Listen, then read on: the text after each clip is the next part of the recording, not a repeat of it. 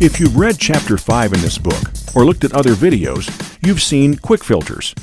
But there's another way to prompt your viewer for values to use in your workbooks: parameters. A parameter is a prompt that you can define, independent of any fields in the database. There are several ways to create a parameter. Here's a bar chart showing profit by product category. Of particular note is a reference line showing average overall profit.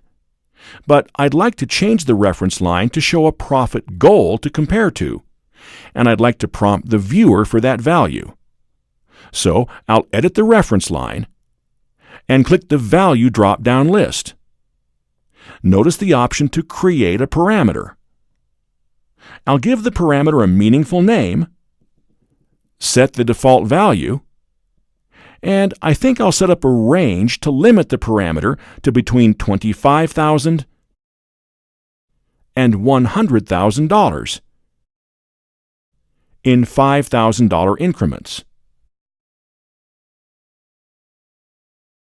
Look at the results. The parameter now appears in its own category in the data window, and the parameter is being displayed on the right side of the chart as a slider. As I slide, the reference line changes based on the slider value. Now that I have a parameter available, I can use it anywhere else in the workbook, on this worksheet or any other worksheet. I think I'll create a calculated field that determines whether the product category profit is above or below the goal. I'll call the field Above-Below Goal and test sum of profit with an if-then-else test. Look at the parameters box. There's the parameter I created before. I can use that in my calculated field.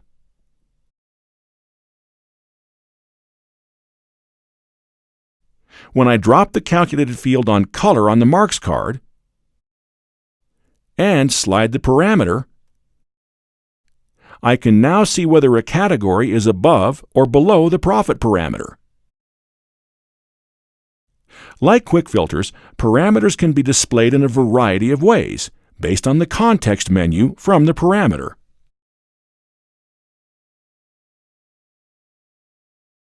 Reviewing. 3 things actually happened by creating a parameter in the reference line dialog box. The parameter was created. It now appears in the data window. It was displayed. It appears on the right side of the chart. And it was used. It appears in the reference line dialog box where it was created. I used it again in a calculated field, too. If you need to create a parameter from scratch, not from an existing dialog box, you need to perform the same 3 steps: create, display, and use. I think I want to create a parameter to prompt for one of several measures to show on a visualization. That way, the viewer can pick from a series of different measures on the same chart.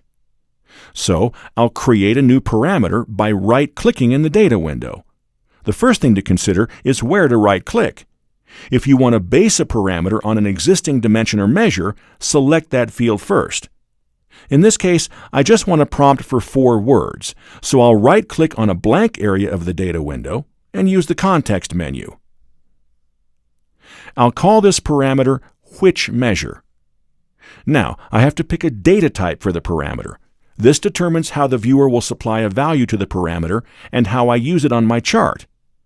Because I want the viewer to choose from 4 string values, sales, profit, order quantity, or shipping cost, I'll choose string as the data type. And I'll choose a list of allowable values. Now, I'll type in the 4 values I want the viewer to be able to choose.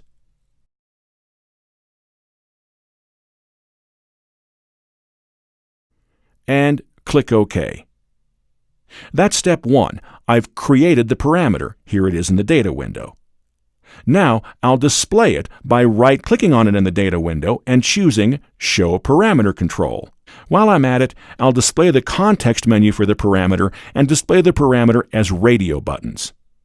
Okay, that's step 2. I've displayed the parameter. Now to use it.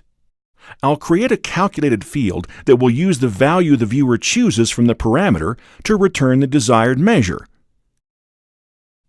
I'll give the calculated field a meaningful name and use a case construct to test for 4 possible parameter values, returning the desired measure for each one. Now I can drag product category to columns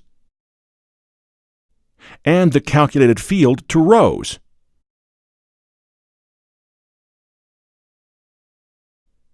And when I choose a different parameter value, the measure changes. The only thing I want to clean up is the axis.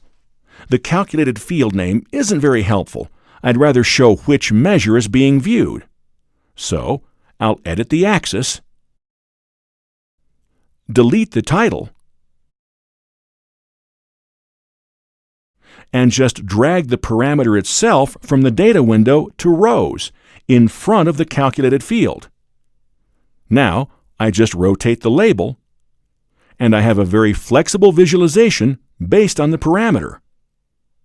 Once you start to get a feel for parameters, you'll discover a whole new level of flexibility and interactivity in Tableau.